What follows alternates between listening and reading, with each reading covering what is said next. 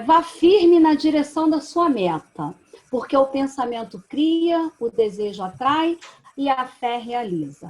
Boa noite a todos. Meu nome é Delcimar Stoffel. Faço parte dessa equipe linda que é a Mediatos e hoje estamos aqui na nossa terceira reunião para falarmos de novos projetos. Sejam bem-vindos e é um prazer enorme estar nessa reunião. Obrigado. E obrigado, Lídia, pelo carinho e obrigado a todos pelo acolhimento, né? Eu acho que isso é uma coisa que a gente sente ao chegar no ambiente, né? Então, a gente consegue se sentir acolhido e eu sou grato. Grato também pela oportunidade, né? Para mim é um privilégio, porque quando a Lídia conversou comigo sobre esse desafio e agora um pouco antes na meditação, eu estava revendo alguns pontos que eu acho interessante a gente abordar. Eu estava pensando justamente no privilégio de conversar com pessoas que no meio de um mundo em guerra buscam a mediação, né? Buscam pacificar, né? E o que eu puder colocar, obviamente que nesse tempo a ideia é que a gente consiga trazer um diálogo, uma troca de ideias, né? E reforçar alguns conceitos, né? Algumas informações que talvez possam apoiá-los ao longo da atividade de vocês. Então, que tenhamos aí bons momentos, né? Momentos de troca, e a ideia é que nós possamos terminar esse evento, né? Mais conscientes e, através da nossa troca de experiências, pessoas melhores do que estamos iniciando agora, né? E eu gostaria de começar a compartilhar com vocês um pouquinho sobre uma parte da minha história, né? E ela tem sido bastante desafiadora, mas também muito enriquecedora. Então, assim, pensa em mim como um cara normal, né? Pai de família, 3 filhos belíssimos, e desenvolvendo na carreira, né? E fazendo as coisas fluírem. Eu acho que isso era o sentido, né, onde tudo acontecia. E eu sempre me achei, até pelas atividades que eu já fiz na vida, né? Então, fui planejamento durante muito tempo, fui planejamento de call center, trabalhei sempre com controles, né? A parte de projetos. E essa sempre foi uma característica muito reforçada em mim, né? Então, assim, cara, planejamento e controle é uma competência forte, até para que eu pudesse fazer o que eu fazia. E eu sempre acreditei muito nisso, né? Eu acho que essa é uma característica importante. Mas algumas coisas acontecem na nossa vida que a gente questiona isso um pouco, né? Até que ponto vai o nosso controle? Vejam, imagina uma pessoa que antes do dia amanhecer já tinha corrido 5 quilômetros, ou 10, às vezes. Então, assim, 20 para as 5 da manhã já estava de pé, né? Ia fazer o treino, passava o dia, trabalhava, fazia os cursos, às vezes eu treinava de manhã e ainda levava o material para treinar também na parte da noite quando dava, e a vida fluía de uma maneira no trabalho, tudo fluindo positivamente, tudo dentro do controle. Um dia, era um domingo mais ou menos, eu comecei a sentir um incômodo nas costas e esse incômodo acabou que gerou febre. E ainda assim, sabe aquela visão que nós temos? Eu acho que só eu tenho essa visão. Mentira. Mas é assim, é como se o mundo não funcionasse se nós não estivéssemos lá, né? Então, a gente, por vezes, tem essa questão assim, não, se eu não estiver lá, nada acontece, o mundo não roda, as coisas não fluem, né? E eu, imbuído também desse pensamento e com alguns temas importantes do trabalho, fui trabalhar com febre mesmo. E assim foi na segunda. Na terça a febre não cedeu e eu fui trabalhar com febre na terça. Na quarta não cedeu, eu fui trabalhar com febre na quarta. Até que uma hora o meu colega virou e falou: cara, pelo amor de Deus, vai ver um médico, né? Quando eu cheguei lá no médico no outro dia, ainda com febre, logo nos exames iniciais eles perceberam uma arritmia e falaram para mim: olha, cara, com arritmia a gente não pode te liberar. E a gente precisa fazer outros exames. E como eles ouviram alguma coisa errada na minha escuta do pulmão, eles também fizeram um raio-x. E eles descobriram que eu estava com pneumonia, bem rápido. Falaram: a gente precisa te internar, vamos iniciar os antibióticos. Ótimo. Iniciamos os antibióticos, as primeiras 24 horas, nenhum efeito. Troca o antibiótico. Mais 24 horas, nenhum efeito. Troca o antibiótico, nenhum efeito. E eu não conseguia melhorar. Estando bem fisicamente, né, tendo toda aquela disposição, eu não conseguia melhorar. E em poucos dias, eu precisei entrar em coma. Eu fui induzido ao coma, fiquei pronado. Eu não sei se vocês sabem o que é a condição pronado. A gente fica em coma de bruço, né, e meio inclinado para que o meu pulmão, de alguma maneira, pudesse ventilar. Ao longo dos exames, eles descobriram que uma bactéria que ninguém, em momento nenhum ela foi reconhecida. Logo, ninguém sabe como eu a contraí.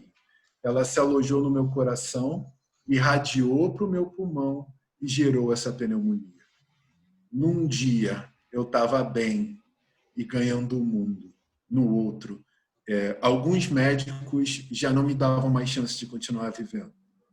Outros, na visão mais positiva, me davam 10% para que eu pudesse prosseguir com a minha caminhada. E, graças a Deus, tudo isso fluiu. Depois de 7 dias em coma, eu comecei a surtir uma melhora, né? E as coisas começaram a acontecer. Era interessante ver o semblante de alguns médicos, né?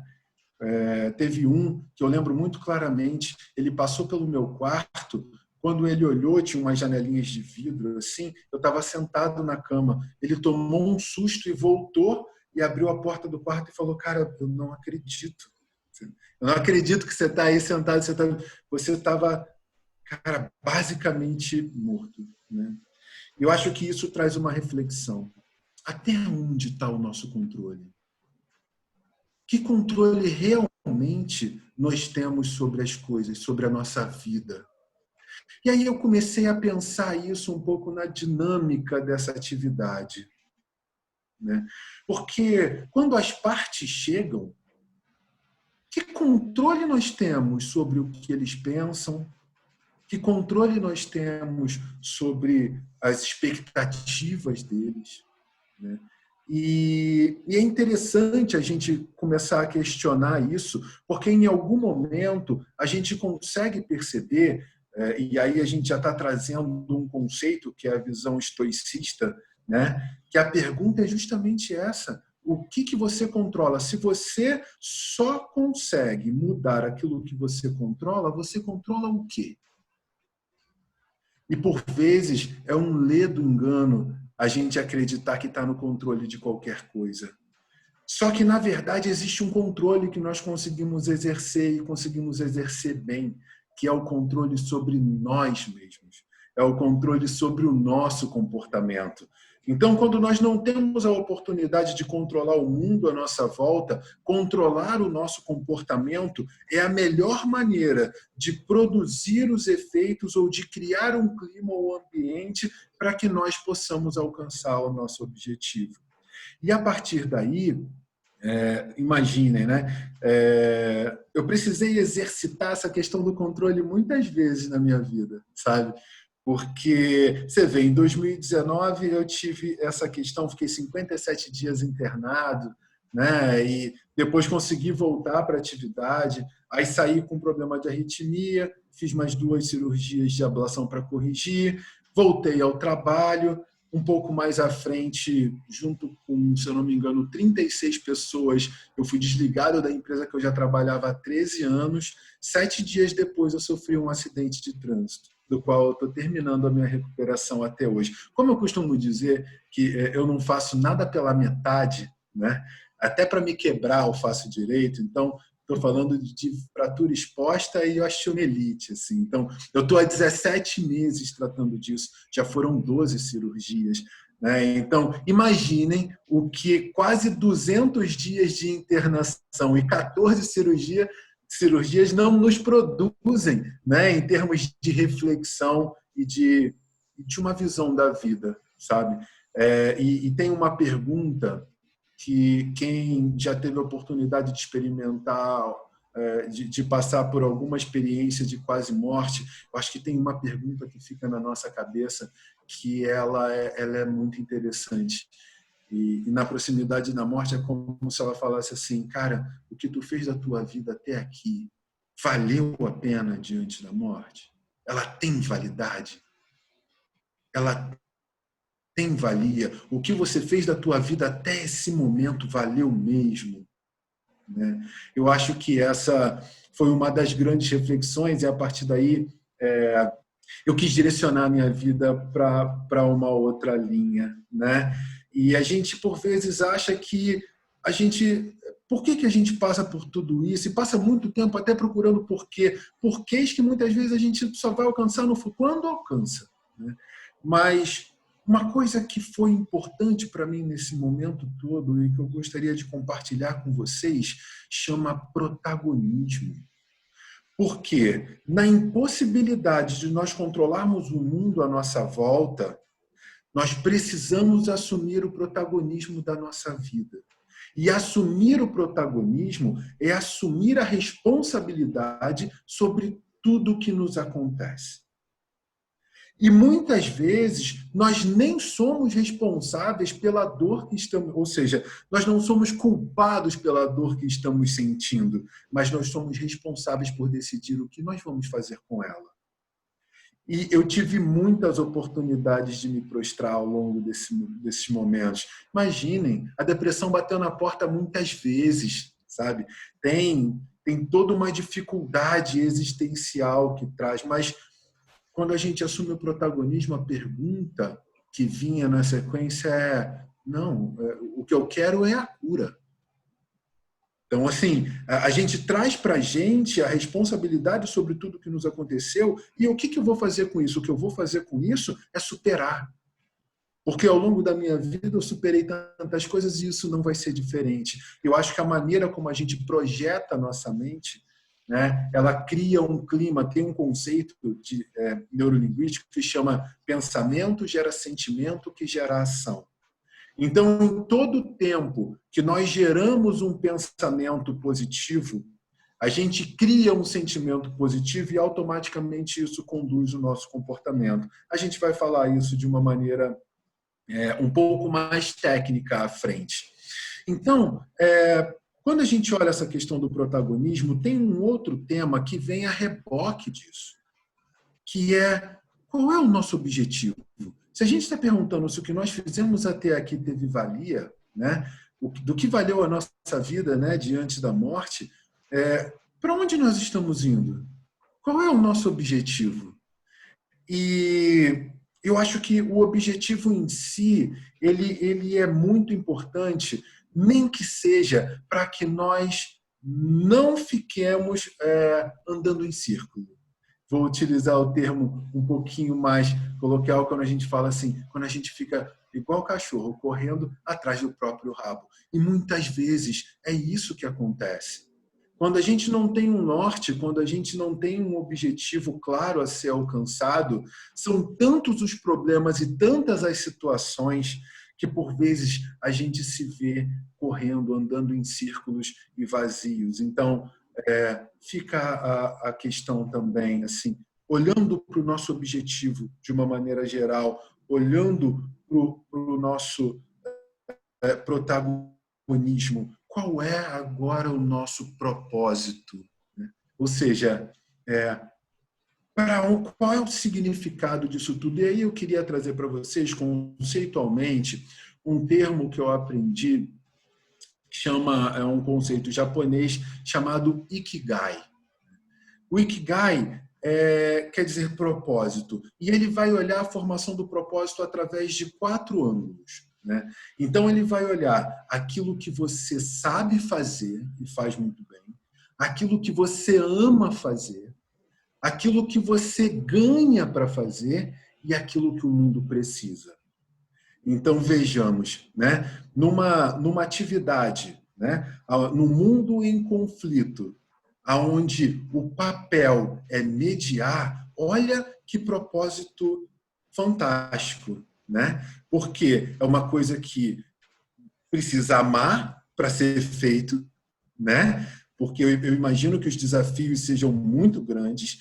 É uma coisa que é preciso ser feito de uma maneira exímia, né? É natural que se ganhe para isso, né? Que se crie valor para isso, e o mundo precisa de mais disso. Então, quando a gente olha para toda essa questão, né, e reflete qual é o nosso papel, eu acho que nós conseguimos alcançar algumas visões que vão quebrar um pouquinho algumas barreiras de pensamento que, ao longo do tempo, a gente acaba criando, né? E aí, só fazendo esse backtracking do que nós trouxemos até aqui, a gente está falando, né, de um momento desafiador, mas está falando também de controle sobre nós mesmos, estamos falando do protagonismo da nossa vida sobre o que nós fazemos, estamos falando sobre que objetivos nós estamos buscando e qual é o nosso propósito, o que faz sentido para a gente. Então, acho que essa é uma questão inicial que eu gostaria de trocar com vocês, né, em termos de experiência sobre o que eu passei. E agora eu queria trazer para vocês também uma ferramenta que, entrando agora na questão um pouco mais técnica, uma ferramenta que me ajuda muito, né, e que eu também aprendi no processo, através da neurociência, e eu acredito que vocês já devam ter ouvido falar, chama Mindfulness, que na verdade quer dizer limpeza de espaço. A explicação é simples. Pensa num computador. Já viu o computador de vocês quando está com muito programa aberto? Já viu que ele não funciona legal? Que ele tem certa dificuldade para processar? A nossa mente é a mesma coisa. Ela consegue atuar de maneira conjunta em até 6 a 7 temas. A partir daí, a gente começa a ter uma perda. E isso me traz a oportunidade de trazer para vocês a diferença entre 2 conceitos, que chama atenção e o outro foco. Então, a atenção é aonde você está nesse momento. Ou seja, é o que está acontecendo aqui. Mas quando você desvia um pouquinho a atenção daqui, a sua cabeça vai para onde? Para onde está o seu foco. Então, se o seu foco naquele momento, a gente olhando para dentro emocionalmente, está numa preocupação familiar, quando você sai da tua atenção aqui da reunião, você vai com a sua cabeça para onde? Vai para a sua preocupação familiar, né? Você vai, muitas vezes, para algum problema que você esteja tendo, para alguma emoção que esteja gritando dentro de nós. E uma maneira de a gente conseguir estabelecer um foco melhor é justamente através dessa técnica do Mindfulness, que é o quê? É um movimento de respiração. Nesse movimento de respiração, esses temas que estão ocupando, né, a nossa preocupação, eles vão se apresentar e a gente se predispõe não a esquecê-los para sempre. Não é isso, não é assim que funciona. Mas a gente se predispõe a deixá-los de lado por um determinado tempo para que nós possamos focar na atividade que nós estaremos fazendo. Então, um pouquinho antes de iniciar aqui a nossa atividade, eu tive meu momento de meditação e de fé também, e nele, por exemplo, uma das coisas uma das emoções que estavam comigo era ansiedade, né? Aliás, eu acho que possivelmente eu devo ser o único ansioso daqui do grupo, né? Não. Ansiedade é uma coisa que muitas vezes a gente precisa olhar com cuidado. Ansiedade, se a gente não atentar para ela, ela nos domina, ela nos desequilibra emocionalmente, ela faz a gente comer mais, ela faz a gente se preocupar por coisas que nem aconteceram, né? Ou seja, ela faz a gente beber descontroladamente, ela faz a gente fazer um monte de coisa. Então, ansiedade é algo que a gente precisa controlar. E quando eu comecei a fazer a meditação, sabe, veio aquela ansiedade, aquela coisa, e eu automaticamente me propus a deixar a ansiedade de lado pela próxima 1 hora, 1 hora e meia, para que nós pudéssemos focar aqui. Eu queria, nesse momento, fazer um convite experiencial com vocês. Eu queria que nós fizéssemos essa prática, ela vai ser bem rapidinha, vai durar poucos minutos, poucos mesmo. Eu vou pedir para que vocês bloqueiem o visual de vocês. Fechem os olhos, só para que a gente possa tirar os estímulos visuais. Respirem bem devagar. Façam a expiração pelo nariz, sintam o ar entrando pelos pulmões de vocês, preenchendo os pulmões, preenchendo o abdômen. Solta bem devagar. Respira devagar novamente. E solta bem devagar. Nesse movimento de respiração contínuo, automaticamente algumas cenas vão vir até a mente de vocês e vai trazer uma emoção. O ideal é que vocês consigam saber qual é essa emoção. Que emoção é essa que vocês estão sentindo? É ansiedade? Existe uma preocupação? Existe um medo? Existe algum conflito que possa estar te deixando nervoso ou nervosa? E são muitas as questões. E a ideia é que ao longo desse processo de respiração, vocês identifiquem e se proponham a deixar essa emoção de lado pela próxima hora, para que nós possamos focar aqui na nossa atividade. Respirem devagar. Soltem a respiração. E podem abrir os olhos no tempo de vocês.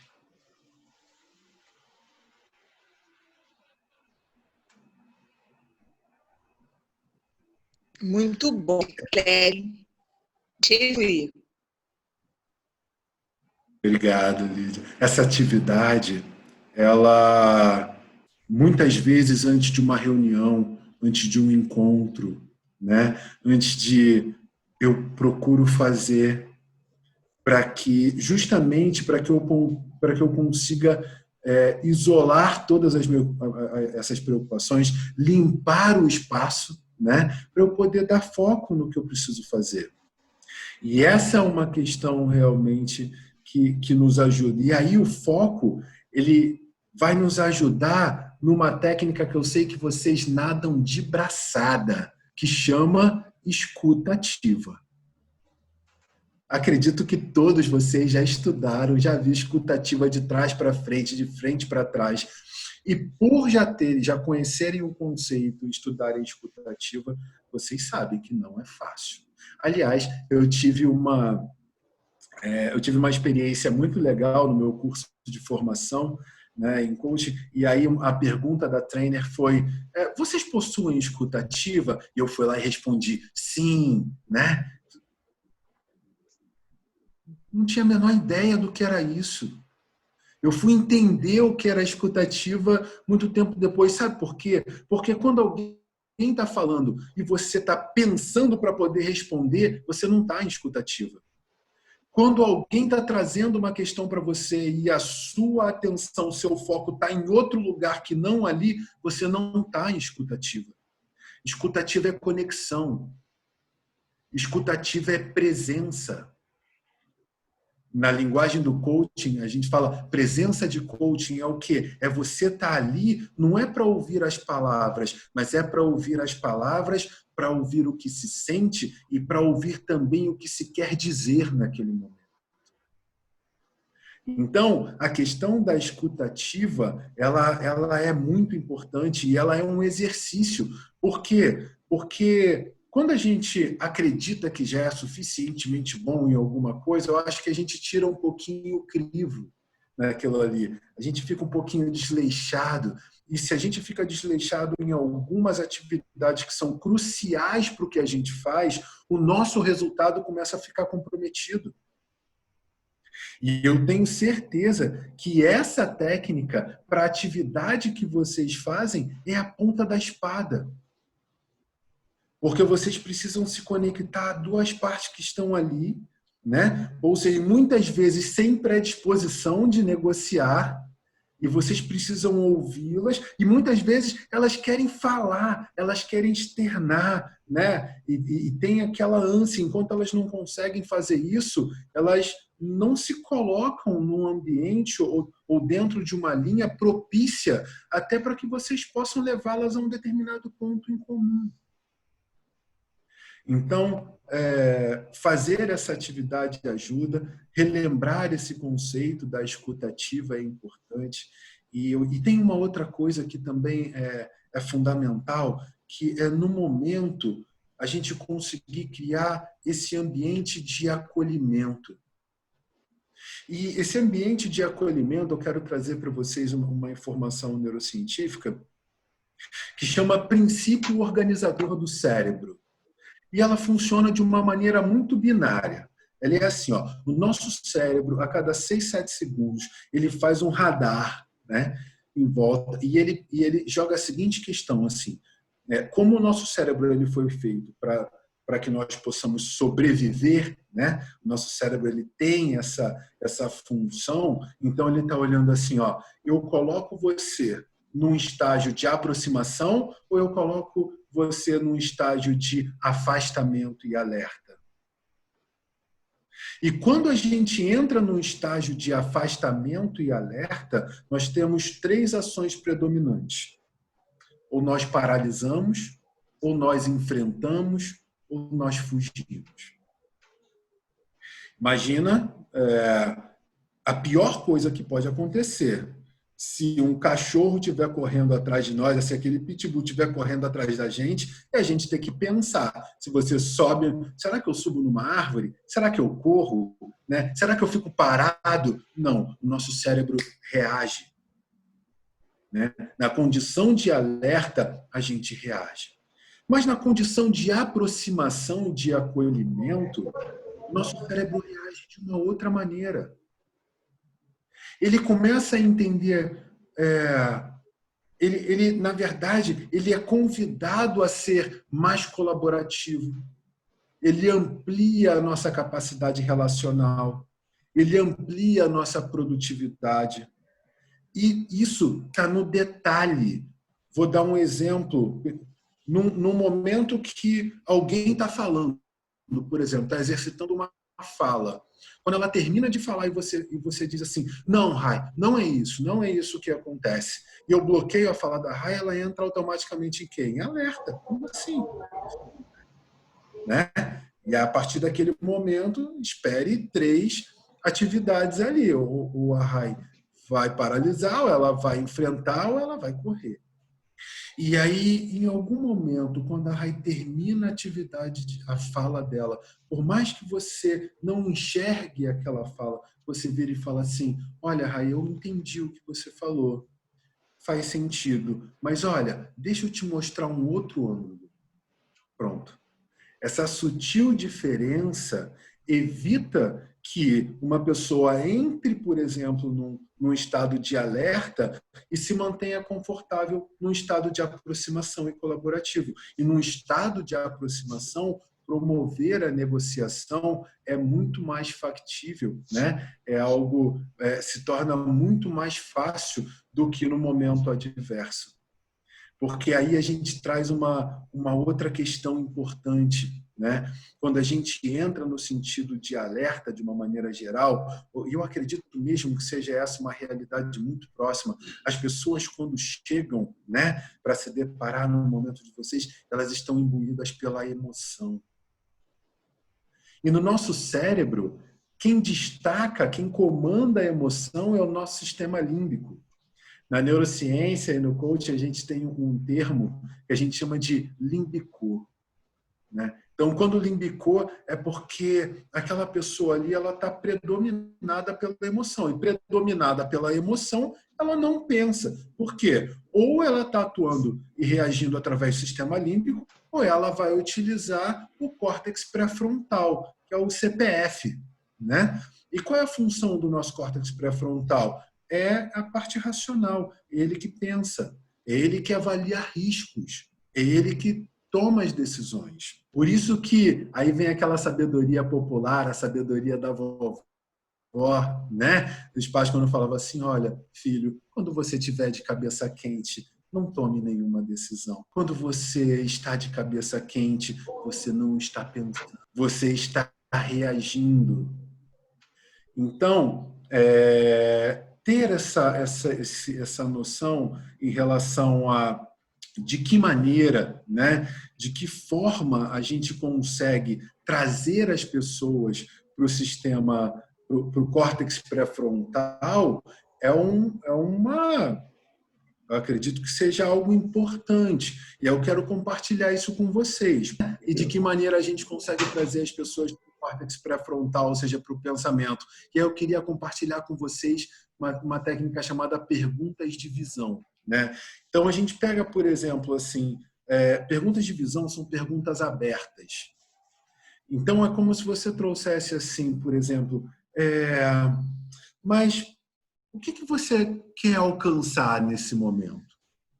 Quando você faz perguntas abertas nesse sentido, tem um sinal que é feito, que vocês vão poder perceber, que está nos olhos. Quando você faz uma pergunta aberta, que você traz a pessoa para o córtex pré-frontal, você vê que imediatamente o olho dela vai para cima. Quer dizer que o córtex pré-frontal dela está acionado. Se está acionado, acreditem, agora ela tem uma condição muito mais fértil e propícia de ouvir o que você está querendo dizer, de refletir sobre a sua proposta e sobre o seu meio termo, do que antes, onde ela estava predominada pela emoção. Então, eu acho que essa pode ser uma técnica que a gente utiliza também no coaching, né? E talvez seja uma técnica que vocês possam olhar de uma forma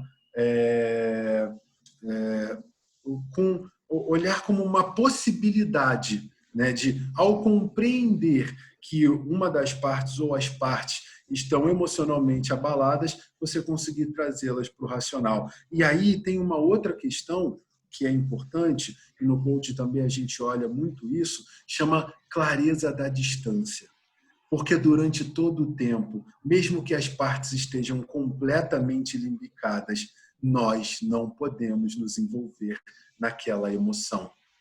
Porque se nós nos envolvemos naquela emoção, ninguém mais está pensando. Então, clareza da distância é algo que é primordial para que nós possamos manter a nossa mente no objetivo que nós estamos ali.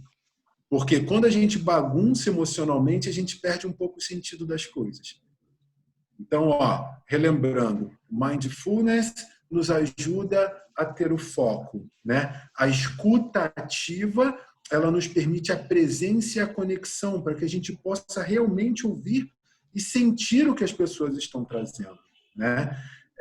E a clareza da distância, ela é fundamental para que, de muitas maneiras, a gente não se envolva naquele imbróglio emocional e acabe não conseguindo atingir o nosso objetivo. Eu acho que, ao longo dessa nossa conversa, desse nosso diálogo, e pelo que eu estou vendo aqui, ele passou bem rápido, né, o nosso tempo. Eu gostaria de deixar esse finalzinho aberto para alguma curiosidade, né, alguma pergunta que vocês queiram fazer ou algo que eu possa esclarecer ou detalhar um pouquinho mais. E, por favor... Então, Cassiano, posso fazer uma pequena pergunta? Porque Claro. acompanhei durante esse tempo aí, né, de trabalho, e eu gostaria de saber como é que você dá assim, algumas dicas, como é que você faz o seu trabalho de coaching para a carreira, porque agora é um mundo novo, né? É que a gente ainda está descobrindo o que vem pela frente, né? E cada um está querendo encontrar o seu novo posicionamento nesse novo. Como é que o coaching fica, se desenvolve nessa coisa da carreira? Legal, Lídia. Obrigado. Boa questão. É um momento único em muitas gerações, o que a gente está vivendo agora, né? É um momento de desconstrução e de reconstrução de muitas formas. Eu vou falar especificamente sobre a linha de coaching da qual eu atuo, né? E o coaching ele tem justamente esse papel de dar apoio e ajudar as pessoas a pensar, a encontrar, a fazer esse mergulho que a gente... É uma palavra que, infelizmente, ficou tão banalizada, mas que, na verdade, se chama autoconhecimento. É o mergulho que nós fazemos em nós mesmos para a gente se compreender melhor. Olha, vou dar um exemplo para vocês em relação a questões emocionais. Nós temos um repertório emocional que é muito curtinho, é muito ruim. Nós temos 92 emoções catalogadas. E quando muito, a gente reconhece aquelas 5, 6 que a gente viu no filme Divertidamente. E muitas vezes a gente vai entender que compreender as nossas emoções, por exemplo, ela é parte, né, de uma série de processos terapêuticos para se identificar gatilhos, por exemplo, né, para que você possa fazer ressignificações. Então, o coaching de carreira ele vai ajudar a olhar para frente. O coaching ele tem o olhar para frente, para o objetivo, para onde você quer alcançar, para o seu propósito. Então, é uma metodologia que vai apoiar as pessoas. Eu acho que esse realmente é um momento que está sendo muito propício, porque a gente vem de um ciclo aí de alguns anos onde o objetivo principal era ter. Todo mundo queria ter. E olha o que aconteceu, né? A gente está falando da pandemia de um momento ruim, mas olha antes da pandemia, o remédio mais vendido no mundo, Rivotril. As pessoas, quase na sua totalidade, depressivas. A gente ouve falar sobre suicídio de uma maneira exponencial. Gente, vamos voltar um pouquinho. Olha, alguns anos atrás, suicídio era coisa da Suíça. Não fazia parte da nossa realidade. A gente não ouvia falar em suicídio. Mas nós fomos levados a uma condição sobre essa busca incessante do ter e não do ser. E agora, quando a gente tem uma pandemia, a presença da morte na nossa frente, aí quando eu falo a presença da morte, muitas vezes não é só sobre nós, é sobre a morte dos nossos amados, né? Pessoas queridas nossas, e a gente precisa olhar o mundo de uma maneira diferente. E a gente se faz essa pergunta mesmo que sem saber, Lídia. É assim, cara, na presença da pandemia, na possibilidade de morrer, o que eu fiz até aqui da minha vida? Né? E quando a gente começa a fazer essa pergunta, a gente começa a questionar qual é o nosso propósito. Então, amarrando tudo isso, é assim, o coaching ele vai apoiar pessoas, tanto pessoalmente, tanto em nível de carreira, sobre enxergar o seu objetivo, enxergar o seu propósito, né? E traçar um plano, uma estratégia para chegar até lá. Ah, legal, mas eu consigo fazer tudo isso sozinho. Maravilha, então você não precisa de um coach. Faça isso, né? E siga. Agora, existem algumas pessoas que precisam desse apoio. Eu precisei. Eu estava numa cama de hospital, né? E detalhe, pela segunda vez. Depois de 57 dias internado, um monte de coisa, sofri um acidente, estava lá de novo, não podia me mexer em cima de uma cama. Falei, gente, eu não vou conseguir ficar aqui. E aí eu procurei um mentor, em um coach, que foi um cara que eu já tinha trabalhado há algum tempo, para que ele me ajudasse para onde eu ia direcionar a minha vida. Já que nem o trabalho que eu tinha ao longo de 13 anos eu também não tinha mais. Então, eu passei pela experiência também de ter esse apoio e ele foi fundamental para eu estar onde eu estou. Aliás, tudo que aconteceu foi fundamental para eu estar onde eu estou. E se não tivesse acontecido, talvez muito possivelmente eu nem estivesse aqui compartilhando esses momentos com vocês. Então, eu acho que no meio disso tudo, Lídia, tem uma questão que a gente traz que é da gratidão. E isso não é uma coisa simples, porque nós sermos gratos pelas coisas que nos acontecem, com o pezinho na areia da praia, tomando uma caipirinha, uma cerveja, é até fácil. Mas nós sermos gratos, muitas vezes numa cama de hospital, porque você está tendo um atendimento digno, e nem todo mundo tem esse privilégio, porque você está tendo toda a atenção do mundo e toda a infraestrutura do mundo para se restabelecer e estar melhor. Isso não é fácil. E muitas vezes a gente sucumbe. E nessa questão da gratidão, se eu posso compartilhar alguma coisa com vocês em relação a isso, é que todas essas coisas que nos acontecem, elas nos trazem uma reflexão e uma consciência. Se nós estamos abertos ao aprendizado, todas as coisas boas e não tão boas que nos acontecem, né, elas provocam em nós uma mudança. E essa mudança tende a nos fazer pessoas melhores, e a gratidão passa por aí. Porque hoje eu gosto da pessoa que eu sou, sabe? Eu tive essa oportunidade de mergulhar em mim e eu gosto de quem eu sou. Eu não estou falando isso narcisicamente. Não é um narcisismo, é uma questão de autoestima. Porque existe uma questão tempo. Olha, uma das reflexões mais legais, assim, e essa, na verdade, eu até ouvi de um palestrante também bem conhecido, ele trazia essa questão tempo.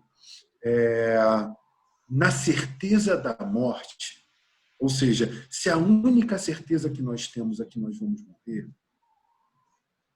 o tempo é naturalmente o nosso maior ativo.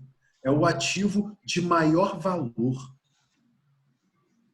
Certo?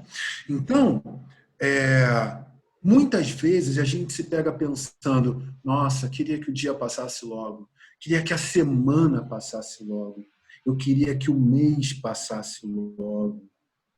Quando a gente quer que o tempo passe logo, a gente está querendo que se aproxime logo. Felicidade, quando isso acontece, eu acho que é um ponto de interrogação, a gente precisa pensar, e aí vem essa questão do coach, a gente pensar na nossa vida, pensar no nosso propósito, de que maneira nós estamos conduzindo, quais são os nossos objetivos, a gente precisa achar sentido. Porque quando a gente acha sentido naquilo que a gente faz, a gente tem uma plenitude, uma alegria, uma felicidade. E aí eu quero trazer para vocês, dentro da filosofia, o conceito de felicidade através do Nietzsche, do profeta Zaratustra, onde ele fala que felicidade é justamente o contrário do que a gente acabou de dizer. Felicidade é aquele momento que a gente quer que dure para sempre. Felicidade é aquele momento que a gente quer que dure mais. Não é aquele momento que a gente quer que acabe. Então, se a gente tem passado os nossos dias querendo que o dia acabe, que a semana acabe, que o ano passe, acho que é uma oportunidade da gente repensar na nossa vida e nas coisas que estão acontecendo. Eu acho que tudo isso é uma consciência que o próprio processo, a metodologia coach, seja na visão carreira ou seja na visão pessoal, ela ajuda a trazer. Alguém tem mais alguma questão? Muito obrigada, hein? Seu tempo estourou. Foi muito bom ouvir você. Regininha quer falar. Assim, porque a Daniela Nakadi colocou uma pergunta no chat já há bastante tempo, mas a gente não quis interromper você e lamentamos profundamente que o nosso tempo já esteja se esgotando, porque está tão bom esse papo, está tão bom ouvir você. mas eu queria saber se a Daniela quer fazer a pergunta agora ou se eu leio, porque já faz tanto tempo, talvez ela já tenha até esquecido o que ela colocou lá. Desativa teu microfone. Isso, querida. Não, tá ótimo. Eu perguntei só se quando o sistema de afastamento é acionado na gente ou no outro, se a gente teria que esperar um pouco, aguardar até o sistema se reorganizar. Mas você imediatamente deu a dica, né, de como a gente pode fazer para trazer o sistema para o pré-frontal, né, para o córtex pré-frontal. Perfeito. É isso mesmo. Agora, Daniela, é uma coisa daquela questão que a escuta ativa, que a sua presença vai te dizer. Por quê? Porque a gente fazer a pergunta para trazer para o córtex pré-frontal é uma linha, mas existe uma outra que você trouxe, que é aquilo pacificar. Sabe? Que é você compreender que mesmo dentro de uma pergunta não tem córtex pré-frontal que possa atuar naquele momento. E é justamente a tua escutativa, a tua sensibilidade, a tua presença, a tua clareza da distância que vai te mostrar isso. Vai falar assim, Daniela, deixa ela se esvaziar e a partir daí outras perguntas mais abertas vão surtir inclusive mais efeito do que feitas imediatamente. Respondi? Sim, obrigada. Ótimo palestra. Obrigada. Muito bom, Cassiano. E outra coisa que ela colocou também, quando você estava falando de todas essas dificuldades pelas quais você passou, ela escreveu assim, e com esse sorriso no rosto, parabéns. Obrigado. A história linda, né? Boa noite. Superação. Tem uma pergunta que eu acho muito importante, né? Que está dentro da teoria que o nosso Cassiano trouxe para a gente. É uma pergunta que a gente deveria estar sempre fazendo, né? Por que fazemos o que fazemos, né? E aí essa pergunta a gente deve fazer todo dia. Tanto a nível pessoal quanto profissional, né, Cassiano? Porque eu acho que isso dá uma visão muito ampla do que a gente quer do presente para o futuro, né? E essa técnica que você mencionou, respiratória, para você trabalhar na mediação, para você dormir, porque você se coloca no presente, né? Você deixa de tentar controlar o futuro, deixa de sair do passado e se mantém no presente, né? Acho que essa técnica de respiração é muito, muito válida para vários âmbitos, assim. Legal. Olha, obrigado pela sua contribuição. E eu sei que o tempo já acabou, mas eu vou fazer uma colocação muito rápida em relação a isso que você trouxe. E é assim, ó, isso que eu vou trazer para vocês é dado de pesquisa, tá? Ou seja, para a gente achar plenitude hoje, para a gente achar satisfação, né, e felicidade de uma maneira geral, a gente tem uma linha para olhar 3 ângulos, que é o passado, o futuro e o presente. Então, a plenitude está em olhar para o passado e ver as nossas realizações, e ver a nossa força no mundo, ver as nossas conquistas, ver tudo que a gente desbravou e conseguiu.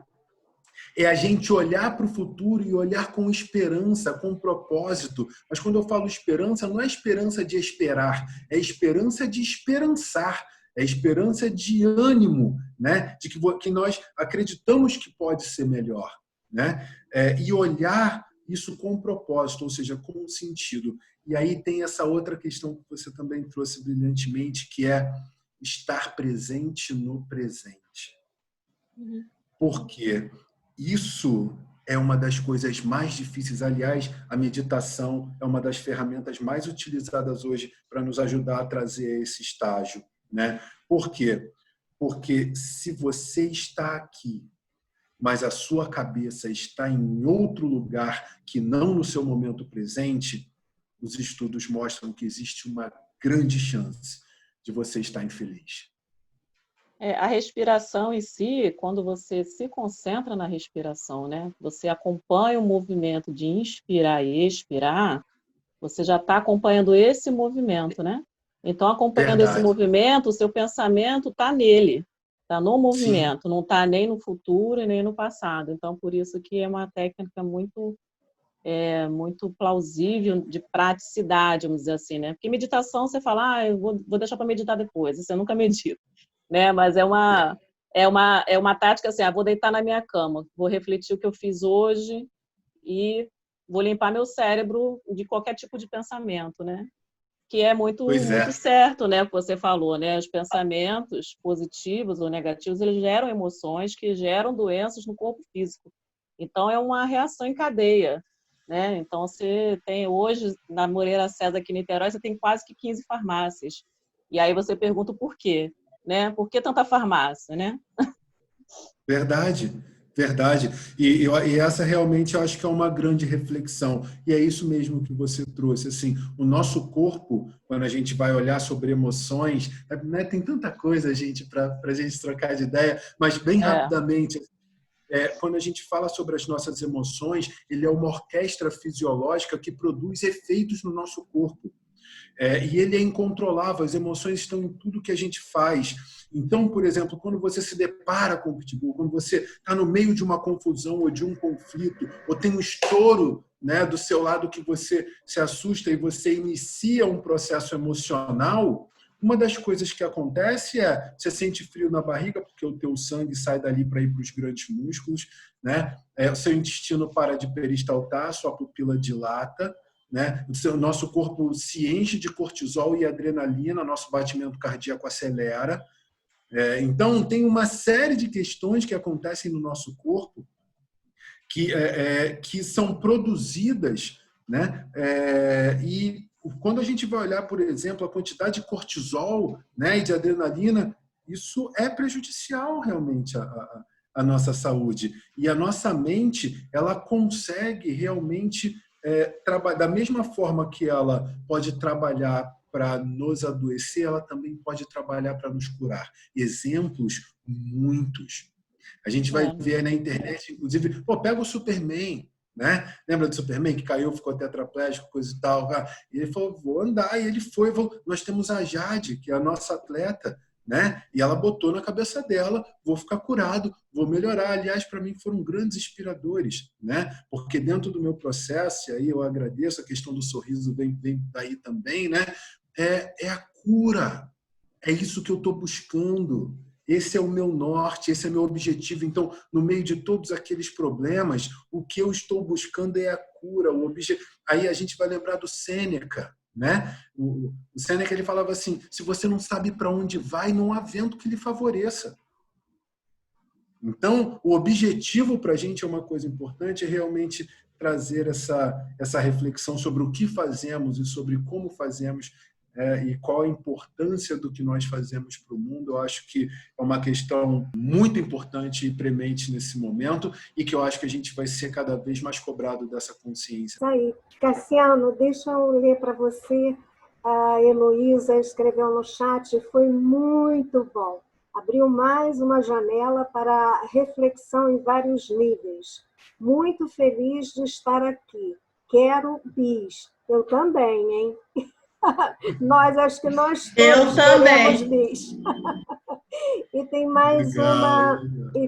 Muito obrigada, Cassiano, querido, por disponibilizar esse momento para nós.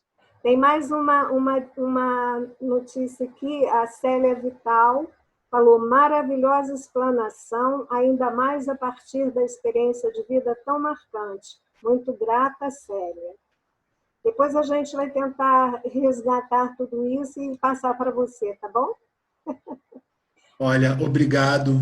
Obrigado. Para mim foi realmente um privilégio. Olhando para a questão do propósito, foi como eu tive a oportunidade de enxergar esse momento. Num mundo conflituoso, eu tive a oportunidade de conversar com pessoas incríveis e grandes guerreiros que estão buscando mediar, que estão buscando pacificar. E isso realmente é maravilhoso. Eu fico muito feliz. E se em algum momento, em qualquer momento, passou pela cabeça de vocês que dividir essas informações com alguém, sabe? Colocar em prática tudo isso que a gente falou, né? E se ficou aquele gostinho de quero mais, é porque a gente foi feliz nesse momento aqui e eu sou muito grato. Nós também. Obrigada, amigo. Muito bom. Delcimar com a palavra, o Rai, não sei bem quem vai fazer o encerramento. Bom, eu gostaria de... Nossa, gente, eu escrevi tanto aqui, eu já vou escrever um livro e passar para o Cassiano, porque são muitas informações. Agora nós vamos passar para uma segunda fase, que é o treino, viu, Cassiano? Aguarde, vamos ter essa oportunidade, porque eu acho que esse treinamento é maravilhoso, é essencial, né? Porque ouvir a teoria, essa prática pouca que você nos deu já foi maravilhosa. Eu imagino fazermos muito mais horas com você em um treinamento efetivo. Creio que será de grande ajuda para todos nós que somos mediadores e somos seres emocionais, né? Então, que a história do outro, ela mexe conosco, mexe com as nossas emoções, né? E esse distanciamento, de alguma forma, favorece o nosso trabalho, né? Para que nós possamos, como ouvimos a semana passada, estarmos com a cabeça e o pescoço da girafa, né? Olhando de longe, contemplando a situação e termos um pensamento lógico, equilibrado, racional, para auxiliarmos aquelas pessoas que precisam e que nos buscam, né, como profissionais, né, e termos a perspectiva de uma vida mais saudável emocionalmente. Isso é fundamental, né? E muita gratidão a você, gratidão a Lídia por permitir que a gente estivesse aqui com você neste momento. Eu tenho certeza que todos gostaram. Muito obrigada mesmo. Eu só queria dizer, tremendo as suas palavras, que a gente depois disponibiliza o contato do Cassiano no nosso grupo, para que as pessoas tiverem alguém para indicar, se precisarem de coaching, se precisarem de alguma coisa, ele certamente será alguém que estará disponível para ouvir. Então, a gente disponibiliza o contato dele depois. Ok, será uma alegria imensa poder compartilhar. Muito obrigada, gente. Foi um prazer. Muito obrigado, gente. Estamos com uma programação prevista para o dia 27. Já estamos com uma live confirmada, só falta detalhes que nós passaremos para vocês lá pelo grupo. E vai ser muito bom também, né? E queremos isso, queremos uma equipe, não queremos chefias, nós queremos equipes, porque a equipe ela é coesa, ela caminha junto, ela cuida um do outro, né? Nós estamos cuidando um dos outros. É esse meu pensamento, porque quando nós trazemos para a nossa Câmara palestras como a do Cassiano, é para que nós possamos nos fortalecer, né? Para que nós possamos ter uma mente saudável, né? Mente, corpo são.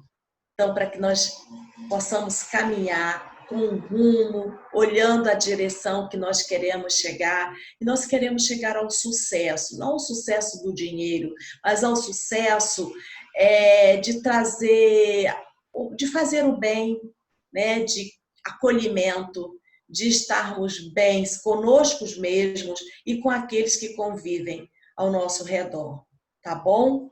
Um beijo enorme para todos e muitíssimo obrigada pela presença de vocês. Beijos. Tchau, gente. Boa noite, galera. Olha, gente, muito obrigada. Beijo grande. Maravilhoso. Boa noite. Boa noite. Eu um dia ainda vou aprender a fazer esses corações assim.